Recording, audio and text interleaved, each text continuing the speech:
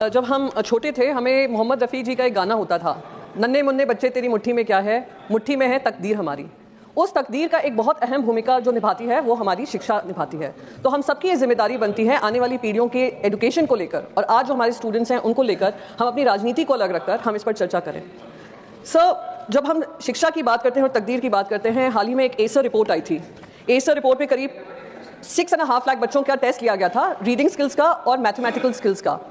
और दुर्भाग्य से मुझे ये बोलना पड़ रहा है, जो क्लास 3 और क्लास 5 के बच्चे थे, जब उनका लैंग्वेज टेस्ट लिया गया, रीडिंग टेस्ट लिया गया, तो क्लास 2 लेवल की भी टेक्स्ट बुक को लोकल लैंग्वेज में नहीं पढ़ पा रहे थे, majority of the children. Similarly जो मैथ टेस्ट था उसमें सिंपल डिवीजन क्लास 8 के बच्चे और क्लास 5 के बच्चे, majority of the children could not do. ये हमारे लिए एक चिंताजनक बात है कि हम एजुकेशन की बात कर रहे हैं, कब बच्चों को वो समझ में आ भी रहा है कि नहीं। चलिए 2024 का है सर, आप मुझे करेक्ट कर दीजिएगा। Jayant, I am sure you will correct मी। 2024 की मैं बात कर रही हूँ सर। तीसरी चीज़ मैं बात बोलना चाहती हूँ, ये लोग आगे आकर पढ़ लिख भी लें, हायर एजुकेशन की तरफ भी जाएं।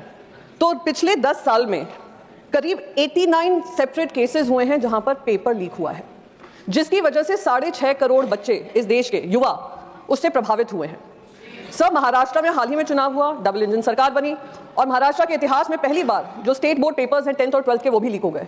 पहली बार हुआ है ये शर्मनाक बात है और इस पर चर्चा होनी चाहिए।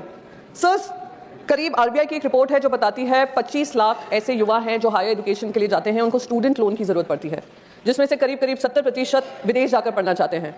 और वो भी एक चैलेंज है हमारे सामने, क्यों वो विदेश जाते हैं, क्यों हमारे देश में ही हम ऐसे इंस्टीट्यूशंस नहीं बना पाते हैं जहाँ पे ये पढ़ाई कर सकें।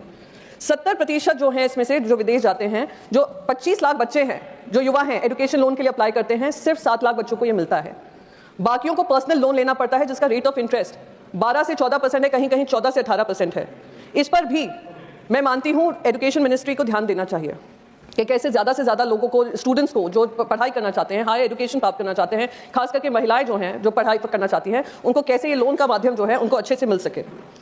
सर, आईआईटी की बात हुई थी बजट में, जहाँ पे निर्मला जी ने कहा कि सीट्स और बढ़ाने वाले हैं आईआईटी के जो स्टूडेंट्स हैं उनको लेने के लिए।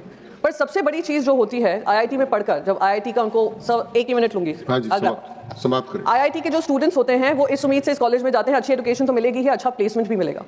आईआईटी मुंबई हो, आईआईटी गुवाहाटी हो, उसने एम्प्लॉयमेंट का जो जॉब प्लेसमेंट्स हैं उसमें गिरावट देखी है।